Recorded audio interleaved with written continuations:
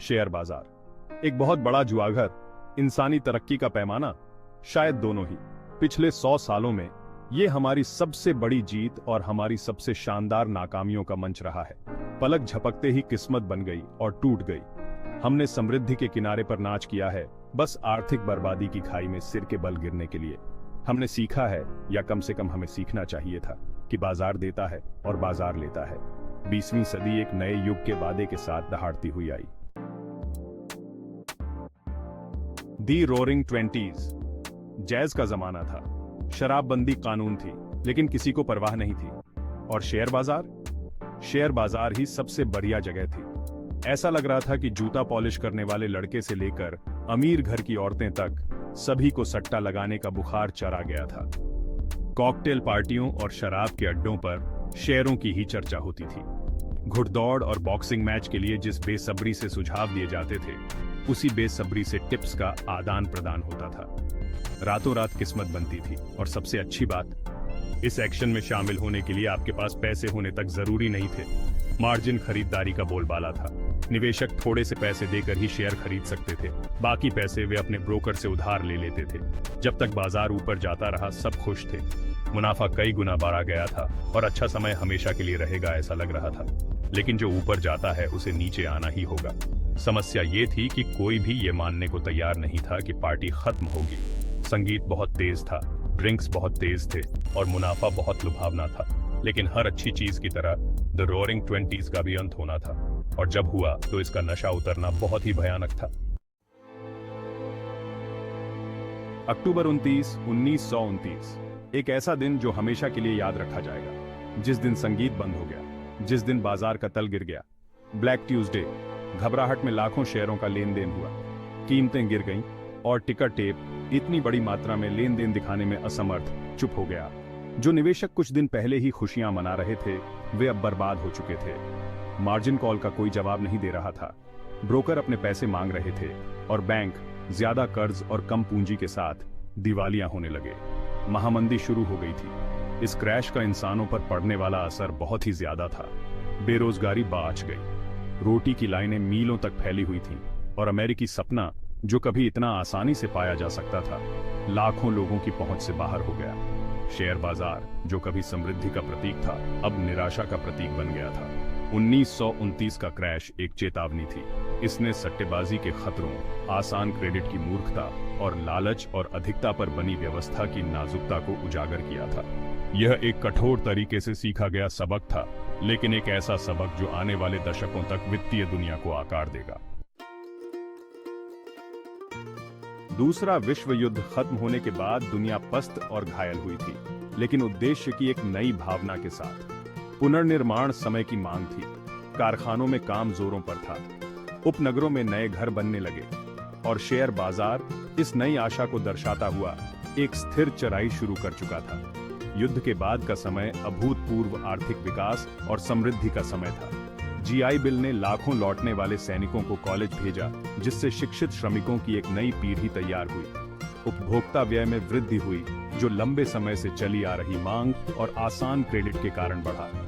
और शेयर बाजार एक बार फिर अमेरिकी आशावाद का प्रतीक बन गया। यह केवल बुल मार्केट नहीं था, यह एक सुपर बुल मार्केट था। आईबीएम और जेरोक्स जैसी कंपनियां तकनीकी क्रांति में सबसे आगे थीं। उनके शेयर नई ऊंचाइयों पर पहुंच रहे थे। निवेशक समृद्धि के इस नए युग में भाग लेने के लिए उत्सुक बाजार में पैसा लगा रहे थे। लेकिन इस बार सावधानी का भाव था। महामंदी के दौरान सीखे गए सबक की याद थी। 1929 के क्रैश का कारण बने सट्टा को रोकने के लिए नियम बनाए गए थे। डिप्रेशन के बाद बनाए गए सिक्योरिटीज एंड एक्सचेंज कमीशन ने बाजारों में पारदर्शिता और निष्पक्षता सुनिश्चित करने के लिए काम किया। और निवेशक पैसा कमाने के लिए उत्सुक होने के बावजूद इसमें शामिल जोखिमों के प्रति ज्यादा सचेत थे।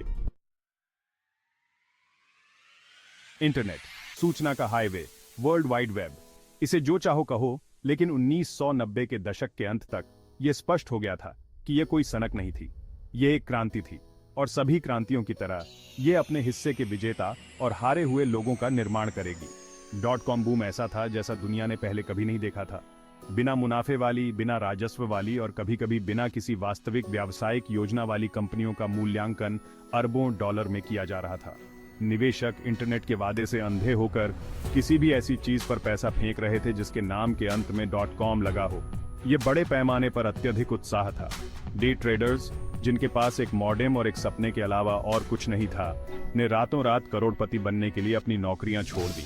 उद्यम पूंजीपति नकदी से लबरेज, लापरवाही से स्टार्टअप्स को फंड दे रहे थे और शेयर बाजार इस सट्टा उन्माद से प्रेरित होकर चक्करदार ऊंचाइयों पर पहुंच गया।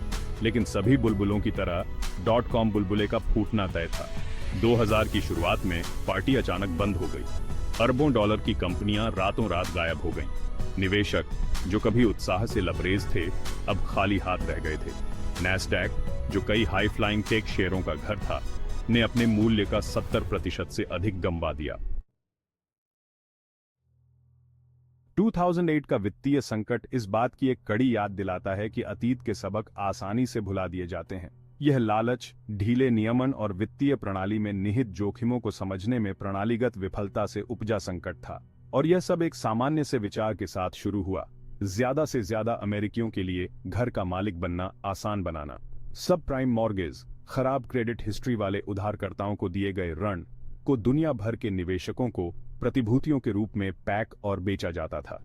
क्रेडिट रेटिंग एजेंसियों द्वारा सुरक्षित मानी जाने वाली ये प्रतिभूतियां संस्थागत पोर्टफोलियो का एक महत्वपूर्ण हिस्सा बन गईं। लेकिन ताश के पत्तों का यह घर रेत की नींव पर बना था।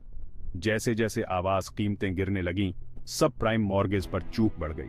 बंधक समर्थित प्रतिभूतियों का मूल्य गिर गया और जिन वित्तीय संस्थानों ने इन जहरीली संपत्तियों को लाद रखा था, वे खुद को पतन के कगार पर पाया।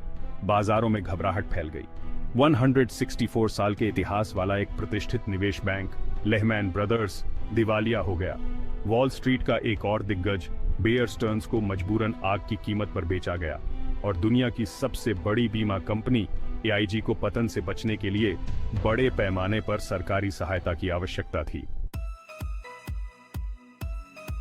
डिजिटल बाजार का उदय हाल के वर्षों में वित्तीय दुनिया में सबसे महत्वपूर्ण विकासों में से एक रहा है।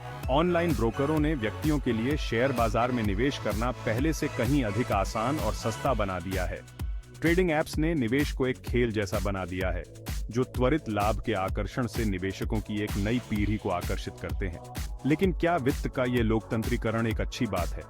एक तरफ डिजिटल बाजार ने निवेश को निस्संदेह रूप से अधिक सुलभ बना दिया है। शेयर बाजार अब वॉल स्ट्रीट के रईसों और संस्थागत निवेशकों का विशेष अधिकार नहीं रहा। स्मार्टफोन और इंटरनेट कनेक्शन वाला कोई भी व्यक्ति अब एक बटन के स्पर्श से शेयर खरीद और बेच सकता है। लेकिन पहुंच की इस आसानी ने नए जोखिम भी पैदा किए हैं। निवेश के सरलीकरण ने कुछ लोगों को शेयर बाजार को एक जुए की तरह मानने के लिए प्रेरित किया है, जो ध्वनि निवेश सिद्धांतों के बजाय भावना के आधार पर आवेगी निर्णय लेते हैं। सोशल मीडिया के उदय ने ऐसे गुप्त स्थान बना दिए हैं जहां निराधार अफवाहें और पंप एंड डंप योजनाएं जंगल की आग की तरह फैल सकती हैं। इसके अलावा डिजिटल बाजार ने बाजार में हेरफेर करने वालों की एक नई नस्ल को जन्म दिया है। हाई फ्रीक्वेंसी ट्रेडर्स, जो शक्तिशाली कंप्यूटर और जटिल एल्गोरिदम से लैस हैं, मिलीसेकंड में ट्रेडों को अंजाम दे सकते हैं, ओन ऑर्डर के सामने आने और कीमतों में हेरफेर कर सकते हैं। 2010 का फ्लैश क्रैश, जब डाउ जोन्स औद्योगिक औसत कुछ ही मिनटों में लगभग 1000 अंक गिर गया, डिजिटल युग में होने वाली अस्थिरता की एक बानगी थी। संख्याओं में उलझ जाना आसान है। प्रतिदिन अरबों डॉलर का कारोबार होता है, चक्करदार ऊंचाई और पेट में मरोड़ पैदा करने वाले चढ़ाव।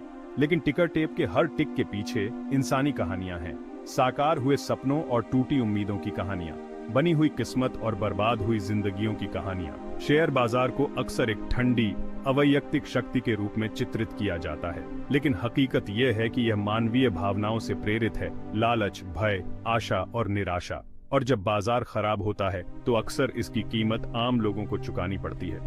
महामंदी ने एक पीढ़ी पर एक अमिट छाप छोड़ी। लाखों लोगों ने अपनी नौकरी, अपने घर और अपनी जमा पूंजी खो दी।